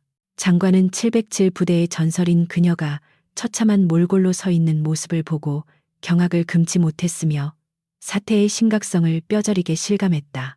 강지수는 장관이 다가오자 흐트러진 군복을 단정히 하고 절도 있는 동작으로 거수경례를 올렸는데 비록 몸은 상처투성이었지만 그 기백 많은 장관을 압도하고도 남았다. 그녀의 손끝은 눈썹 끝에 정확히 머물렀고 피 묻은 손등은 그녀가 치러낸 전투의 치열함을 대변해주고 있었다. 장관은 엄숙한 표정으로 마주 경례를 하며 그녀의 노고를 치하했지만 강지수의 표정에는 어떠한 감정의 동요도 나타나지 않았다. 그녀는 즉시 상황 보고를 시작했고 박대령과 그 일당의 범죄 사실을 육하원 측에 따라 간결하고 명확하게 전달했다. 그녀의 보고는 감정이 배제된 팩트 그 자체였지만 그 내용은 듣는 이들의 등골을 서늘하게 만들 만큼 충격적이었다.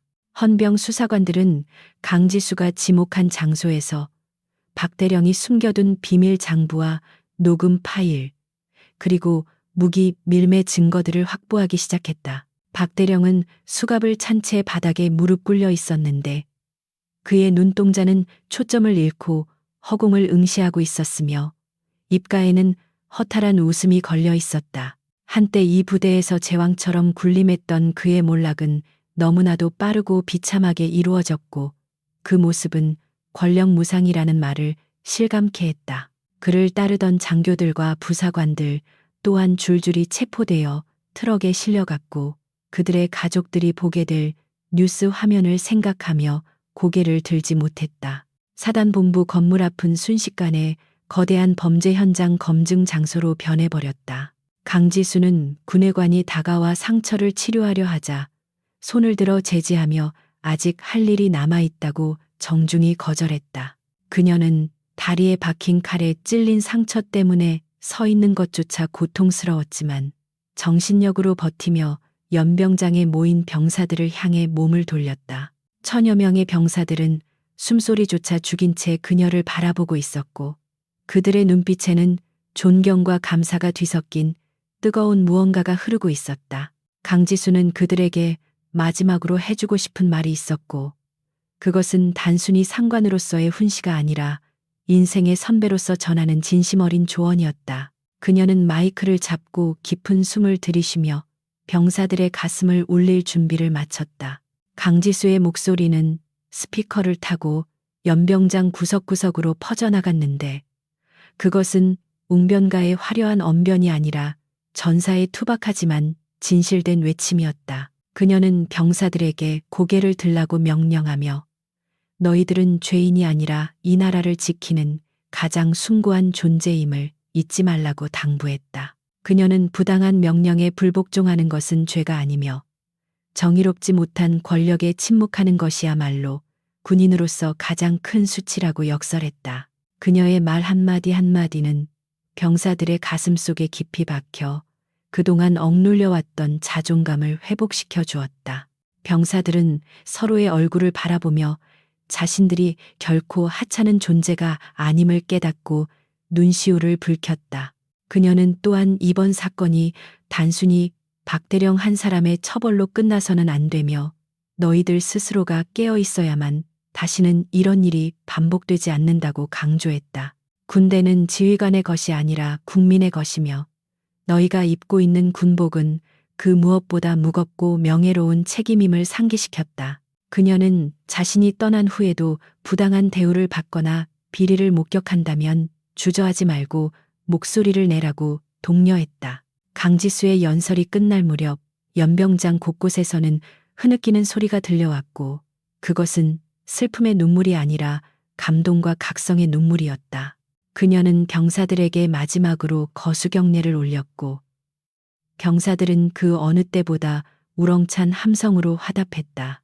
연설을 마친 강지수는 그제야 긴장이 풀리며 다리에 힘이 풀려 비틀거렸지만 곁에 있던 헌병대위가 급히 부축하여 쓰러지는 것을 막았다. 국방부 장관은 그녀에게 헬기에 탑승하여 수도 병원으로 후송될 것을 권유했고 강지수는 이번에는 거절하지 않고 고개를 끄덕였다. 그녀가 헬기를 향해 걸어가는 길 양옆으로 병사들이 도열하여 인간 터널을 만들었고 그들은 강지수가 지나갈 때마다 뜨거운 박수와 환호를 보냈다. 병사들은 자신들을 지옥에서 구해준 영웅의 뒷모습을 평생 잊지 못할 것이며 그녀의 전설은 구전되어 영원히 이 부대에 남을 것이었다. 강지수는 헬기에 오르기 전 뒤를 돌아보며 병사들에게 옅은 미소를 지어 보였는데 그것은 그녀가 이 부대에 와서 처음이자 마지막으로 보여준 가장 편안한 표정이었다. 헬기가 이륙하여 고도를 높이자 강지수는 창밖으로 멀어지는 오사단의 풍경을 내려다보았고 연병장을 가득 메운 병사들이 점처럼 작아질 때까지 시선을 떼지 않았다. 그녀는 자신이 한 일이 과연 옳은 일이었는지 끊임없이 자문했지만 병사들의 변화된 눈빛을 떠올리며 확신을 가질 수 있었다. 그녀의 몸은 만신창이가 되었지만 마음만은 깃털처럼 가벼웠고 오랫동안 묵혀두었던 체증이 내려가는 듯한 시원함을 느꼈다. 헬기 안의 의무관이 그녀의 상처를 소독하며 찌푸린 얼굴을 하자 그녀는 괜찮다며 가볍게 손사래를 쳤다. 그녀에게 이 정도 상처는 영광의 훈장과도 같았고 곧 아물어 흉터로 남겠지만 그 흉터는 그녀의 긍지가 될 것이었다. 사건 발생 일주일 후 대한민국 전체가 오사단 비리 사건으로 발칵 뒤집혔고 뉴스는 연일 박대령과 연루된 장성들의 비리 혐의를 대서특필했다.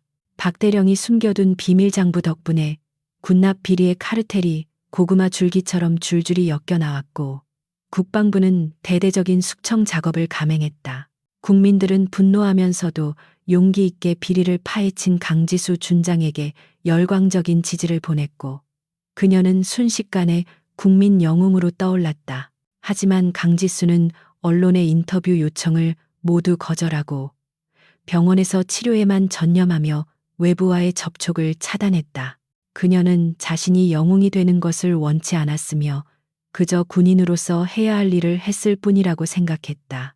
박대령은 군사법원에서 열린 재판에서 무기징역을 선고받았고 계급이 박탈됨과 동시에 불명예 전역 조치되었다. 그는 법정에서조차 자신의 죄를 뉘우치지 않고 억울함을 호소하다가 방청객들에게 야유를 받았고 결국 쓸쓸하게 감옥으로 끌려갔다. 그와 함께 비리를 저질렀던 간부들 또한 중형을 선고받았고 그들의 재산은 전액 몰수되어 국고로 환수되었다. 정의가 승리하고 악이 심판받는 모습은 병사들에게 큰 위안이 되었으며 사회 정의가 아직 살아있다는 희망을 심어주었다. 오사단은 새로운 사단장이 부임하여 강도 높은 개혁을 단행했고 병영 문화는 빠르게 개선되어 갔다. 계절이 바뀌어 가을이 찾아왔을 때 강지수는 건강을 회복하고 다시 707 부대로 복귀할 준비를 하고 있었다. 그녀의 다리에는 선명한 흉터가 남았지만 재활 훈련을 통해 예전의 기량을 완벽하게 되찾았고 오히려 정신적으로는 더욱 단단해져 있었다. 복귀 전날 그녀는 사복 차림으로 몰래 오사단 위병소를 찾았는데 멀리서 병사들이 활기차게 축구를 하는 모습이 보였다. 병사들의 얼굴에는 생기가 넘쳤고 더 이상 영양실조로 마른 병사는 찾아볼 수 없었으며 그들의 웃음소리가 연병장에 울려 퍼졌다. 강지수는 그 모습을 흐뭇하게 바라보며 자신의 희생이 헛되지 않았음을 확인하고 조용히 발길을 돌렸다. 강지수는 돌아오는 차 안에서 차기 작전 명령서를 펼쳐 들었는데 이번에는 국경 지역의 마약 밀매 조직을 소탕하는 임무였다. 그녀의 삶은 쉴 새 없는 전투의 연속이었지만 그녀는 결코 지치거나 도망칠 생각이 없었다. 그녀는 자신이 가진 힘과 능력을 올바른 곳에 쓰는 것이 자신의 소명임을 알고 있었고 그것이 그녀가 살아가는 이유였다. 운전병이 백미러를 통해 그녀를 힐끔 쳐다보며 어디로 모실지 묻자 그녀는 짧고 단호하게 작전 지역으로 가자고 답했다. 차창 밖으로 스쳐 지나가는 풍경들은 평화로웠지만 그 평화를 지키기 위해 누군가는 어둠 속에서 싸워야만 했다. 강지수의 전설은 오사단을 넘어 전군으로 퍼져나갔고 그녀는 철의 여인이라는 별명과 함께 모든 여군들의 롤모델이 되었다. 신임 소위들은 임관식에서 그녀처럼 강하고 정의로운 군인이 되겠다고 다짐했고 그녀의 이야기는 군사학 교재에 실려 리더십의 표본으로 교육되었다. 하지만 강지수 본인은 그러한 명성에 연연하지 않았고 오직 눈앞의 임무와 자신의 부하들만을 생각하며 묵묵히 자신의 길을 걸었다. 그녀에게 가장 중요한 것은 남들의 평가가 아니라 자신의 양심에 비추어 부끄러움이 없는 삶을 사는 것이었다. 그녀는 진정한 군인이자 이 시대가 필요로 하는 진정한 영웅이었다. 어느 날 밤 강지수는 작전 지역의 텐트 안에서 잠시 잠을 청하다가 오사단 연병장에서 보았던 어린 병사의 눈물을 꿈속에서 다시 마주했다. 꿈속의 병사는 환하게 웃으며 그녀에게 경례를 하고 있었고 강지수는 꿈속에서도 그에게 마주 경례를 하며 따뜻한 위로를 받았다. 잠에서 깬 그녀는 텐트 밖으로 나와 쏟아지는 별들을 바라보며 깊은 숨을 들이켰고 밤 공기의 차가움이 그녀의 머리를 맑게 했다. 그녀는 하늘에 떠 있는 별 하나를 바라보며 자신의 어깨에 달린 별의 무게를 다시 한번 되새겼다. 그 별은 권력을 상징하는 것이 아니라 어둠을 밝히고 길을 잃은 자들을 인도하는 이정표가 되어야 한다는 것을 그녀는 너무나 잘 알고 있었다. 다음 날 아침 강지수는 완전 군장을 하고 부하들 앞에 섰는데 그녀의 눈빛은 처음 오사단 연병장에 들어설 때처럼 매섭고 강렬하게 빛나고 있었다. 작전 브리핑을 하는 그녀의 목소리에는 힘이 넘쳤고 대원들은 그녀의 지시에 절대적인 신뢰를 보내며 일사불란하게 움직였다. 헬기가 도착하고 탑승 명령이 떨어지자 강지수는 가장 먼저 헬기에 올라타 대원들을 맞이했다.